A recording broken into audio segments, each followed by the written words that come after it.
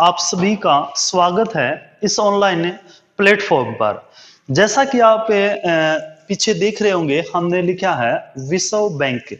आज का जो हमारा स्टैटिक जीके का जो टॉपिक हमने लिया है वो लिया है एक संस्था से जिसका नाम है विश्व बैंक। तो सबसे पहले हम इस संस्था की हिस्ट्री देखेंगे, कैसे कोई भी अगर संस्था है उसको कैसे बनाया जाता है, किस उद्देश्य के, क्या इसका उद्देश्य था और इसको यहाँ तक कब ये बनी थी और यहाँ तक ये कैसे कैसे ये संस्था यहाँ तक पहुंची थी। सबसे पहले हम इसकी हिस्ट्री जानते हैं। आप सभी को पता होगा कि जो सेकेंड वर्ल्ड वॉर था 1939 से 1945 के बीच में सेकेंड वर्ल्ड वॉर लड़ा गया था, सेकेंड विश्व युद्ध हुआ था। इस विश्व युद्ध के अंदर जितने देशों ने डायरेक्ट भाग लिया था या इनडायरेक्ट वो उसमें इन्वॉल्व थे, शामिल थे, तो वो सभी देश प्रभावित हुए थे। कहीं ना कहीं उन देशों की जो अर्थव्यवस्था थी, उनके अंदर जो निर्माण कार्य थे, जो उनकी अर्थव्यवस्था को प्रभावित हुई थी। तो उस अर्थव्यवस्था को दोबारा से पटरी पर लाने के लिए, सुचारू रूप से चलाने के लिए सभी देशों ने, सभी देशों के लगभग देशों के मन में विचार आया कि कहीं ना एक वर्ल्ड लेवल पर एक ऐसी संस्था बनाई जाए जो विश्व स्तर पर काम करे, ना कि किसी देश के, एक पर्टिकुलर देश के लिए वो काम करे।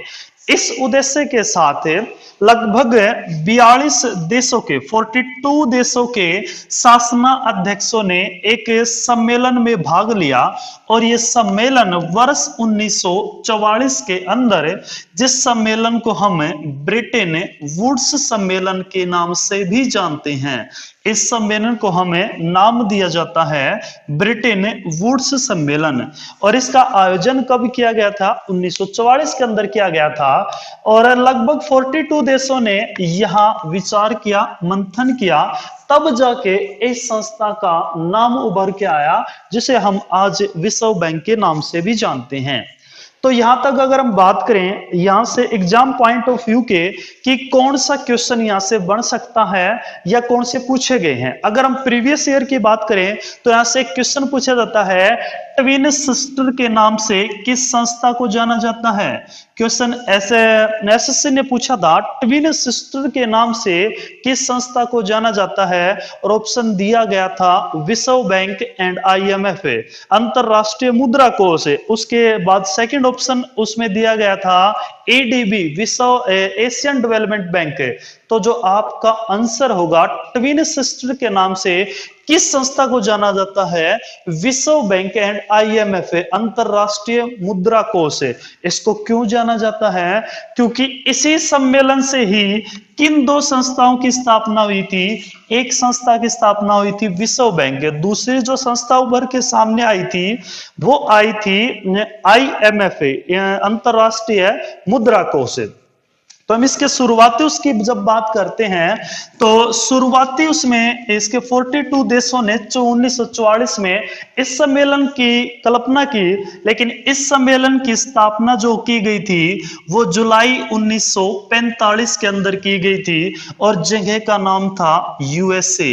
और यूएसए में भी अगर पूछा जाए तो यूएसए की जो कैपिटल है, राजधानी है वाशिंगटन डीसी है। तो शुरुआती उसके अंदर इसने जो विश्व बैंक था, वित्तीय संस्था है, जाहिर ही बात है, तो ऋण देने के लिए तो संस्था होगी, पैसे का लेना देना होगा विश्व बैंक के अंदर। तो विश्व बैंक शुरुआती उसमें केवल 2 टाइप की ही परियोजनाओं के लिए ऋण मुहैया करवाता था। जो पहली परियोजना थी वो थी बांध निर्माण की परियोजना, यानी कि जो बांध निर्माण से संबंधित है वो परियोजना थी।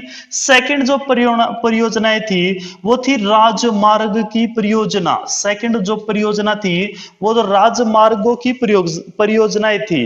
इनसे ही संबंधित ये विश्व बैंक शुरुआती टाइम पर ऋण मुहैया करवाता था।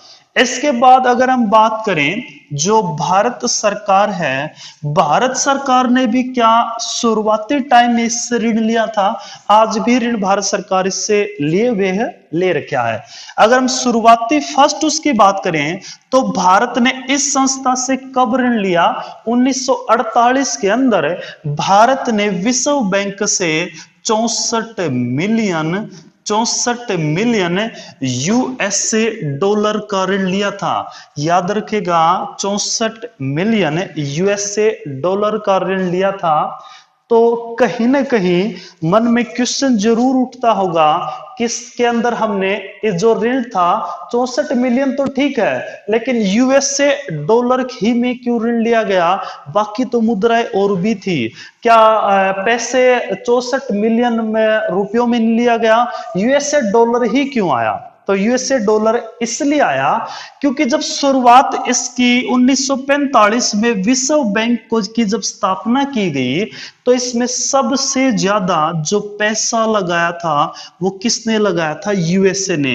अब अगर यूएसए सबसे ज्यादा इसके अंदर फंडिंग करेगा, सबसे ज्यादा इसके अंदर पैसा डालेगा, अगर पैसा डालेगा तो वर्ल्ड बैंक के पास पैसा किस में है? यूएसए डॉलर में ही है, क्योंकि सबसे ज्यादा तो दिया इसने ही है। अगर पैसा ये यूएसए डॉलर में ही इसके पास है, तो ऋण भी जाहिर ही बात है ये किस में ही देगा? यूएसए डॉलर में ही ऋण देगा। इसलिए आज भी यूएसए डॉलर ही सबसे बेस्ट, सबसे स्ट्रॉन्ग करेंसी मानी जाती है। अब बात करते हैं इसकी जो वर्तमान स्थिति है, तो वर्तमान स्थिति के अंदर इसके 189 सदस्य देश हैं। 189 इसके सदस्य देश हैं अगर हम वर्तमान स्थिति की बात करें। और वर्तमान स्थिति में अगर हम बात करें तो डेविड मालपासा इसके प्रेसिडेंट हैं। डेविड मालपासा इसके प्रेसिडेंट हैं।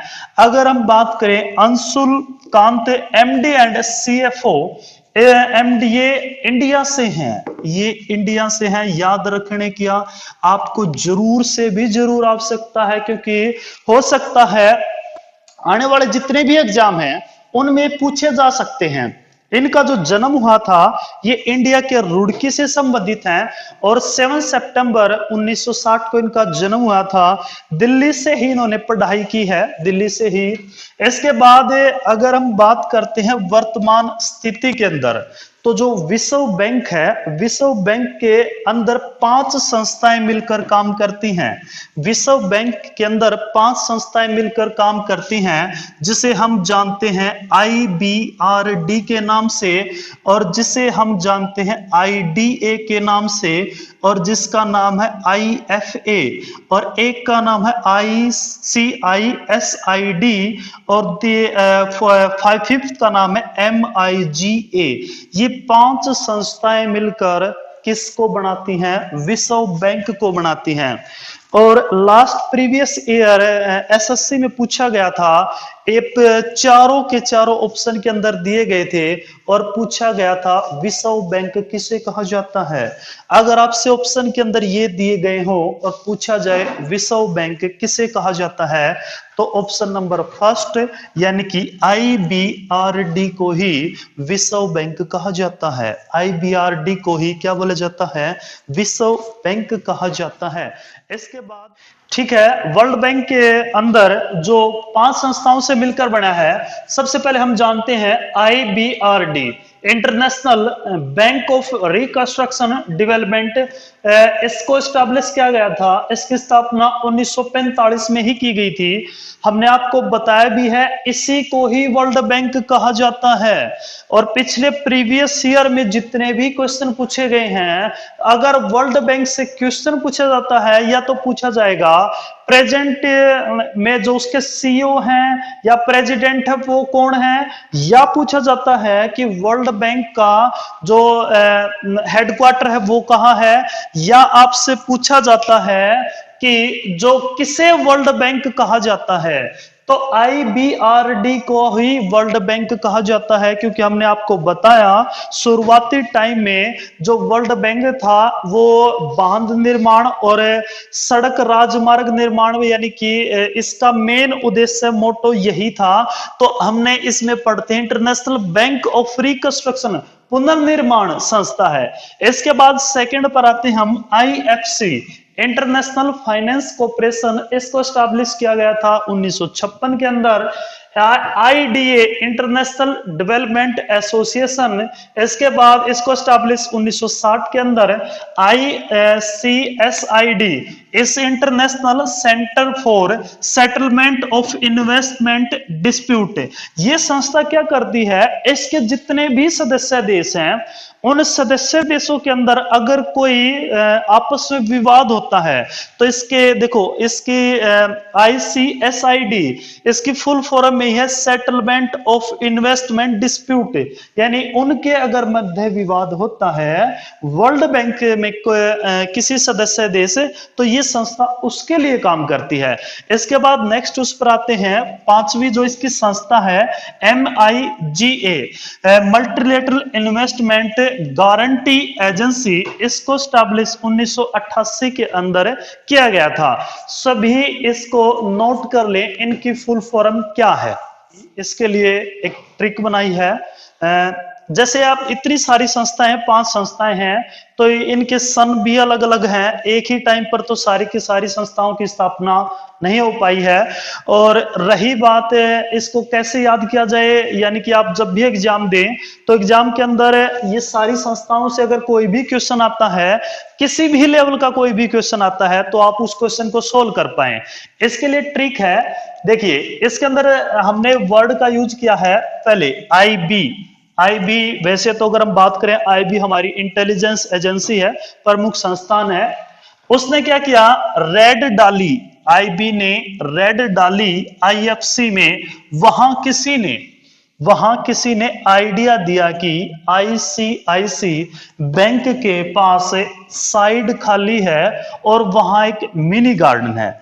इसके अंदर जो वर्डों का यूज किया गया है वो बिल्कुल लोकल वर्ड हैं, याद करने में इतना मुश्किल आपको नहीं हो सकता कि आप इसको याद ही ना कर पाए।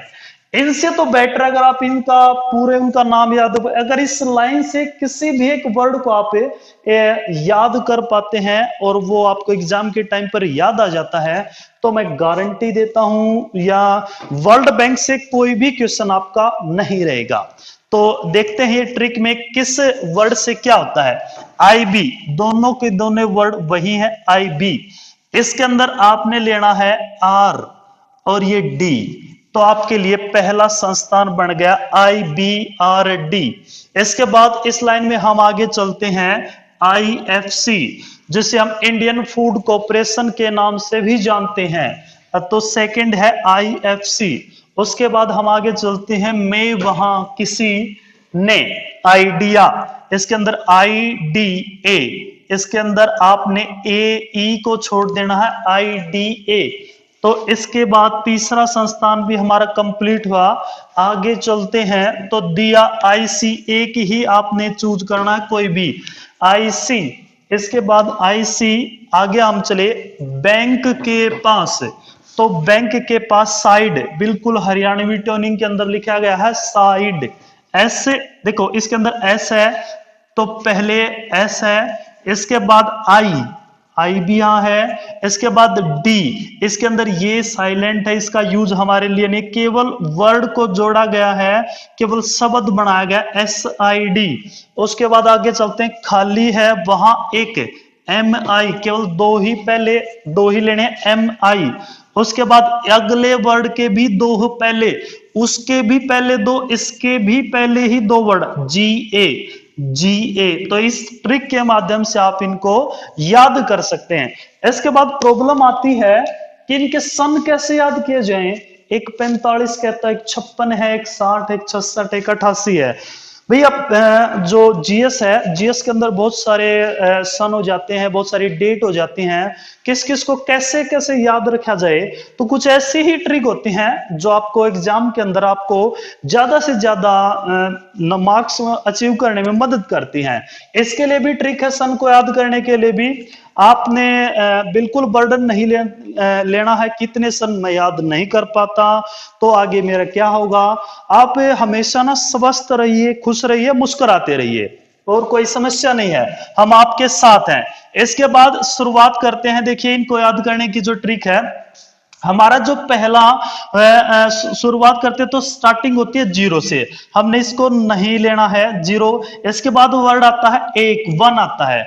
अगर हम वन और वन, एक और एक 11, एक और एक 11 आसान भी है, एक और एक क्या होता है 11 होते हैं। अगर हम 45 के अंदर 11 प्लस करते हैं तो हमारा जो सन आता है 1956। यानी अगर इस संस्था में हम एक और एक 11 का यूज करें तो सेकंड संस्था निकलकर हमने सामने आती है और वो होती है 1956। इसको कब स्टैब्लिश किया गया था? 1956 के अंदर इसको बनाया गया था। इसके बाद हम एक और एक को अगर प्लस कर देते हैं तो होता है 2, और 2 को उसी 2 से ही गुणा कर देते हैं, 2 गुणा 2 यानी कि 4। इसके बाद जो हमारी सेकंड संस्था है 56 में अगर हम 4 प्लस करते हैं तो कितना है 1960।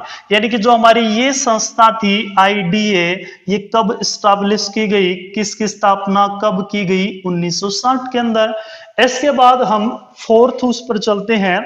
इस दो, ये 4 है, केवल 1 या 2 का खेल है। आपने ना तो 3 पे जाना है ना 5 पे जाना, केवल 1 और 2 पे ही आपने रहना है। इस 4 के अंदर अगर हम 2 प्लस कर देते हैं तो कितना जाता है? 6 आ जाता है। यानी हम 60 के अंदर प्लस कितना करते हैं? 6, तो कितना आता है? 66। यानी कि जो हमारी फोर्थ संस्था है वो कितनी है? 1966 के अंदर इसकी स्थापना की गई। इसके बाद है जो फिफ्थ लास्ट संस्था है MIGA। हमने शुरुआत किससे की थी? 1 और 1 से की थी। अगर हम इसका ही दुगुना कर दें तो कितना हो जाएगा? 2 और 2। 66 के अंदर अगर हम 22 प्लस करते हैं तो कितना आ जाता है? 88 आ जाता है। केवल हमने जो यूज किया है 1 और 2 का ही यूज किया है, इन्हीं को एक बार जमा किया है, एक बार गुणा किया है, इसके अलावा हमने कोई यूज नहीं किया है। अगर वैसे भी अगर आपको कोई और भी प्रॉब्लम आती है तो उसके लिए भी ट्रिक है। अब बात आती है जी सन याद हो गए, कब स्टैब्लिश हुए, संस्था के फुल फॉर्म भी आपने बता दी। अब अगर पूछ ले बाई चांस, हम तो कहते हैं कि हो सकता पूछ भी ले, अगर वो आपसे पूछे इन सब का हेडक्वार्टर कहां है, इन सब का हेडक्वार्टर कहां है, तो इसके लिए भी ट्रिक है। अगर कोई भी वित्तीय संस्था है, अगर कोई भी वित्तीय संस्था है यानी जिसका पैसे से लेना देना है और वो वित्तीय संस्था अंतरराष्ट्रीय लेवल पर है, केवल ये नहीं होना चाहिए अपने ग्राम लेवल पर या कंट्री के लेवल पर, या ये भी नहीं हो अपने एशिया लेवल पर भी नहीं होनी चाहिए, केवल अंतरराष्ट्रीय लेवल पर हो, जिसमें क्या हो, शब्द हो इंटरनेशनल से जुड़ी हुई संस्था हो, तो उसका हेडक्वार्टर हमेशा एक ही आंसर होगा, WBDC यानी कि वाशिंगटन डीसी। और ये किसकी कैपिटल है? USA की कैपिटल है। इसके लिए भी ट्रिक है, कभी भी आपने किसी भी वित्तीय संस्था के जो नाम है वो रटने की आवश्यकता नहीं है कि इसका हेडक्वार्टर कहां है, ये है वो है, सभी के ही हेडक्वार्टर वाशिंगटन डीसी हैं। इसके बाद हम जो नेक्स्ट वीडियो होगा उसके अंदर हम आपको सेकंड जो पार्ट होगा उसके अंदर हम आपको बताएंगे इसकी जो ट्विन सिस्टर है IMFA अंतरराष्ट्रीय मुद्रा कोष, और उसके अलावा कुछ ऐसी और भी संस्था है जैसे WHO है, विश्व व्यापार संगठन है, और भी बहुत सारी जो विश्व लेवल की संस्था हैं उनके हेडक्वार्टर कैसे याद रखे जाते हैं, क्योंकि जो संस्था वो बहुत ज्यादा हैं और उनसे क्वेश्चन एक जरूर आता है कि किस संस्था का हेडक्वार्टर कहां है। तो उसके लिए भी ट्रिक है, आपने सभी संस्थाओं के नाम रटने की आवश्यकता नहीं है, दुखी होने की आवश्यकता नहीं है कि इतनी संस्थाएं हैं कैसे पढ़ा जाए, कैसे उनके नाम रटे जाएं, उसके लिए भी ट्रिक है। बस आप हमेशा ना खुश रहिए, स्वस्थ रहिए और मुस्कुराते रहिए। तो थैंक यू, आज के लिए बस इतना ही।